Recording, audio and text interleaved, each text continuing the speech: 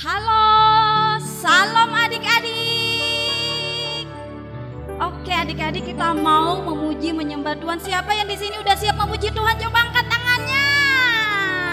Haleluya. Kakak percaya adik-adik semuanya udah semangat, udah mau yang memberikan yang terbaik buat Tuhan Yesus ya.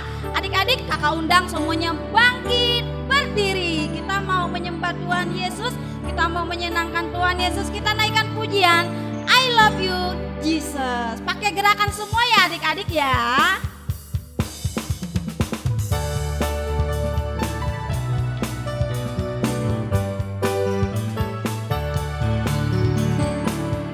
Keluarkan suaranya ya adik-adik ya. Katakan I love you Jesus. I love you Jesus. Deep down in my heart. Katakan I love you. I love you Jesus. Deep down in my heart. Think about deep, deep down, down. Deep down in my heart. Talk about deep, deep down, down. Deep down in my heart. Kita naikkan pujian ini, katakan I love you Jesus. I love you Jesus. Deep down in my heart. Katakan I love you. I love you Jesus. Deep down in my heart. Think about deep, deep down, down. Deep down in my heart. Talk about deep, deep down, down. Deep down in my heart. Think about deep, deep down, down. Deep down in my heart. Talk about deep, deep down, down. Deep down in my heart. Haleluya. Siapa di sini udah capek? Haleluya, kakak percaya semuanya belum capek ya. Karena semuanya di sini masih semangat, masih muda-muda. Karena kita semuanya anak-anak yang mengasihi Tuhan Yesus. Oke adik-adik, kita naikkan pujian lagi. Yesus pokok dan kitalah caranya.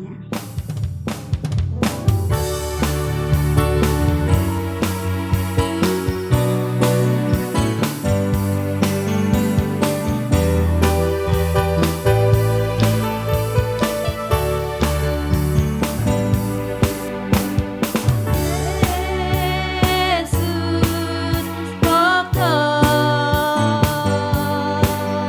dan kitlah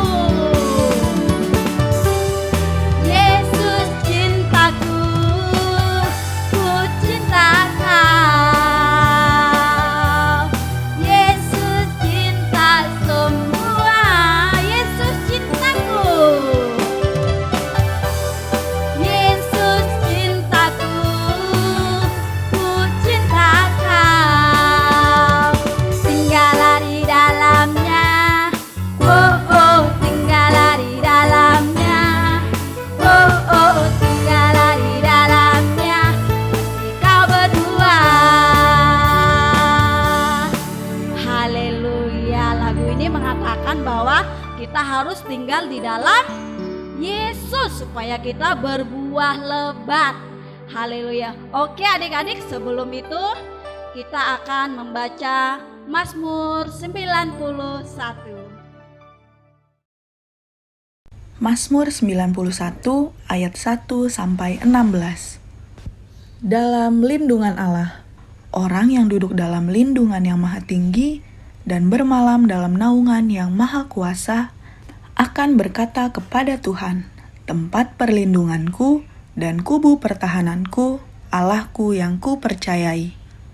Sungguh, dialah yang akan melepaskan engkau dari jerat penangkap burung, dari penyakit sampar yang busuk.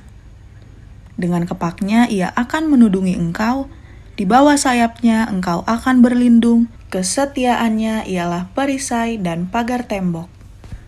Engkau tak usah takut terhadap kedahsyatan malam, terhadap panah yang terbang di waktu siang, terhadap penyakit sampar yang berjalan di dalam gelap, terhadap penyakit menular yang mengamuk di waktu petang. Walau 1.000 orang rebah di sisimu dan 10.000 di sebelah kananmu, tetapi itu tidak akan menimpamu. Engkau hanya menontonnya dengan matamu sendiri dan melihat pembalasan terhadap orang-orang fasik. Sebab Tuhan ialah tempat perlindunganmu, yang maha tinggi telah kau buat tempat perteduhanmu. Malapetaka tidak akan menimpa kamu, dan tulah tidak akan mendekat kepada kemahmu. Sebab malaikat-malaikatnya akan diperintahkannya kepadamu untuk menjaga engkau di segala jalanmu. Mereka akan menatang engkau di atas tangannya, supaya kakimu jangan terantuk kepada batu. Singa dan ular tedung akan kau langkahi, engkau akan menginjak anak singa dan ular naga. Sungguh hatinya melekat kepadaku, maka aku akan meluputkannya. Aku akan membentenginya, sebab ia mengenal namaku. Bila ia berseru kepadaku, aku akan menjawab. Aku akan menyertai dia dalam kesesakan, aku akan meluputkannya dan memuliakannya. Dengan panjang umur akan kukenyangkan dia, dan akan kuperlihatkan kepadanya keselamatan daripadaku. Oke adik-adik, terima kasih dan saatnya kita akan membaca Pentakosta ketiga. Pentakosta ketiga. Apa yang dimaksud dengan Pentakosta ketiga? 1. Pentakosta ketiga adalah pencurahan Roh Kudus yang dahsyat di zaman ini, melebihi yang terjadi di Azusa Street. 2. Pentakosta ketiga akan mengakibatkan penuaian jiwa yang terbesar dan yang terakhir sebelum Tuhan Yesus datang kembali. 3.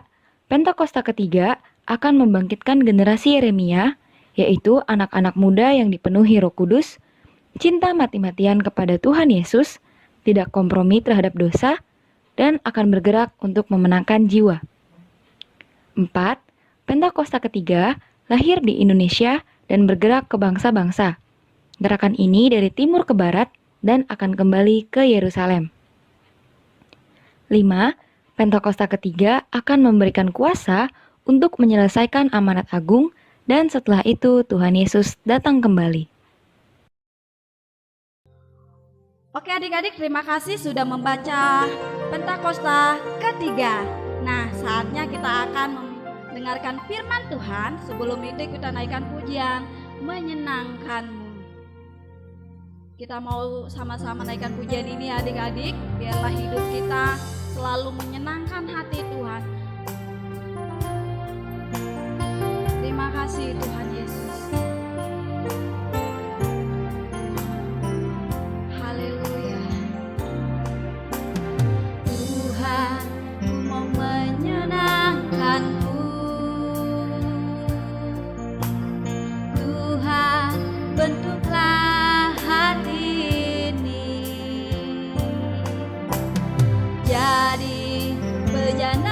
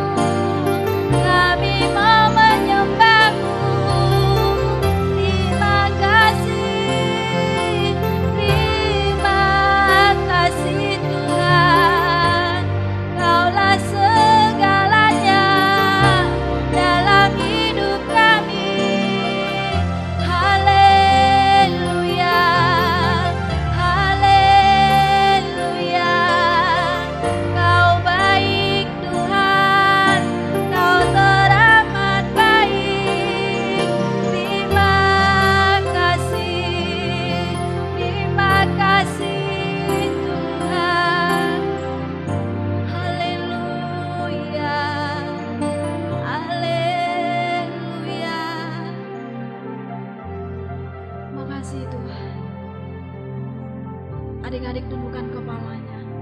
Kita mau bersatu di dalam doa. Tuhan Yesus, kami bersyukur untuk hari ini, kesempatan yang Kau berikan bagi kami. Kami boleh ada sampai saat ini semua karena kebaikan-Mu, semua karena kemurahan-Mu, bukan karena kuat dan gagah kami, tetapi itu semua karena anugerah-Mu yang Kau curahkan bagi hidup kami. Tuhan Yesus, kami serahkan ibadah kami dari awal, pertengahan hingga akhirnya ke dalam tangan-Mu. Dan sebentar lagi kami mau mendengarkan firman-Mu. Kau ajar kami untuk menjadi anak yang dengar-dengaran, menjadi anak yang takut akan Tuhan. Dan biarlah setiap firman yang kami dengar tertanam dalam loh hati kami. Dan biarlah firman itu dapat bertumbuh, berbuah dalam hidup kami, Tuhan. Berkati kakak sekolah minggu yang akan menyampaikan firman pada hari ini. Biarlah setiap firman yang keluar dari bibir mulutnya itu semua berasal daripada Tuhan. Terima kasih Tuhan, kami siap mendengarkan firman-Mu. Dalam nama Yesus kami berdoa. Haleluya. Amin.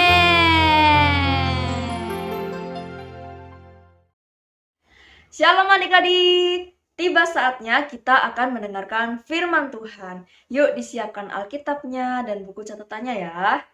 Nah adik-adik, firman Tuhan hari ini diambil dari kitab Lukas pasal 17 ayat 11 sampai 19.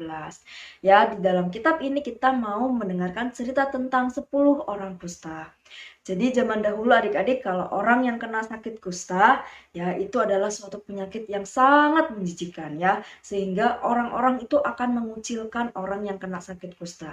Nggak berani mendekat ya. Jadi orang kusta itu kayak dibuang gitu adik-adik. Ya, jadi orang kusta itu nggak punya teman siapa-siapa. Kenapa? Kalau punya teman nanti temannya juga orang kusta semua ya adik-adik. Nah, jadi suatu ketika adik-adik, Yesus itu sudah melakukan penyembuhan di berbagai tempat ya adik-adik.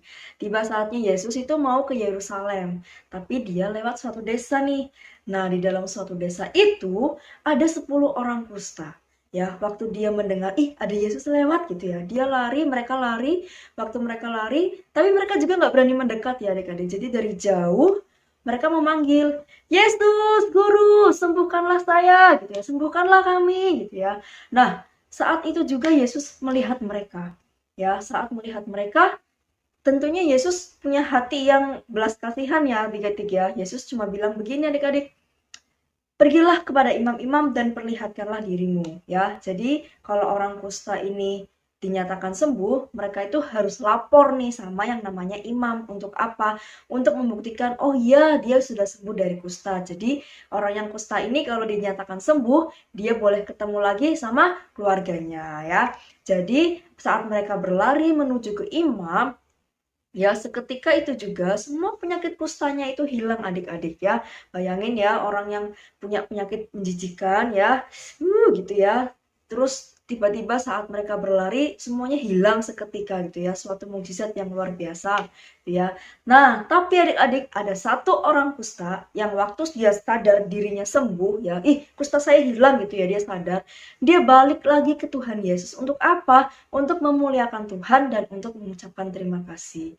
Ya adik-adik ya, saat si orang kusta ini datang sama Tuhan, si Tuhan Yesusnya tanya nih, padahal tadi kayaknya 10 orang nih yang saya sembuhin gitu ya.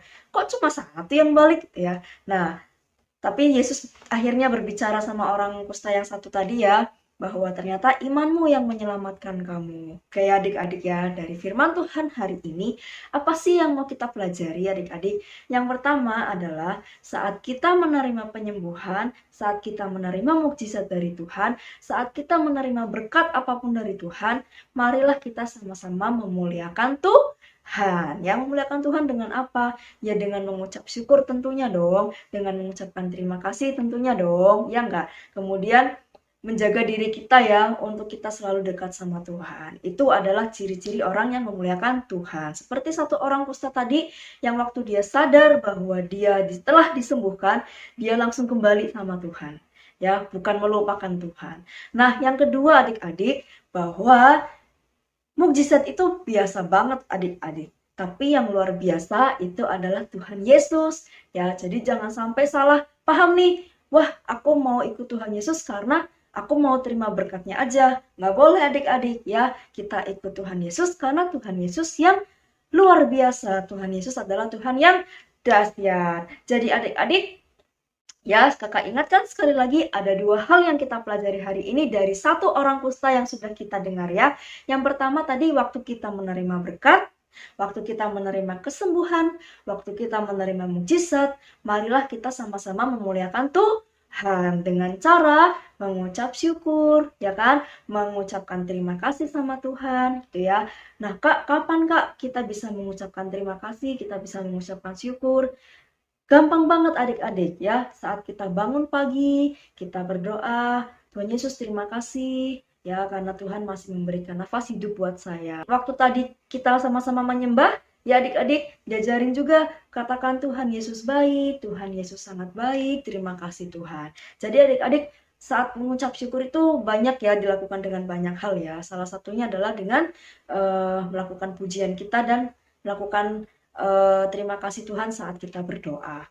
Yang kedua tadi adik-adik ya, bahwa mukjizat itu sebenarnya biasa aja gitu ya. Tapi yang luar biasa itu adalah Tuhan Yesus. Kenapa? Karena Tuhan Yesus adalah sumber mukjizat. Tuhan Yesus adalah sumber berkat ya. Tuhan Yesus adalah sumber kasih buat kita semua ya adik-adik. Jadi melalui hari ini biarlah firman Tuhan jangan lalu begitu saja. Biarlah firman Tuhan hari ini bisa adik-adik lakukan dalam setiap harinya. Jangan menjadi 9 orang kusta ya. Udah dikasih kesembuhan, lupa deh dia, lari dia ya. Tapi jadilah seperti satu orang kusta yang sadar waktu dia menerima berkat, dia kembali sama Tuhan untuk apa? Untuk memuliakan Tuhan Yesus. Oke adik-adik, sekian firman Tuhan hari ini. Mari tutup matanya, lipat tangannya, kita berdoa. Tuhan Yesus, terima kasih untuk hari ini. Kalau kami sudah mendengarkan firman Tuhan tentang satu orang kusta Tuhan yang sadar Tuhan bahwa dia menerima mukjizat dari Tuhan. Biarlah kiranya Tuhan juga memberkati kami sehingga kami boleh sadar Tuhan bahwa Engkaulah sumber berkat kami, Engkaulah sumber kehidupan kami. Ajar kami untuk selalu mengucap syukur dalam segala hal. Terima kasih Bapa, ibadah kami sudah selesai. Kiranya Tuhan yang memberkati aktivitas kami selanjutnya. Di dalam nama-Mu kami berdoa dan mengucap syukur. Haleluya. Amin. Bye-bye.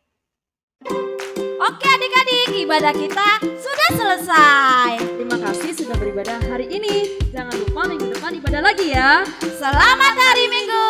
Tuhan Yesus memberkati.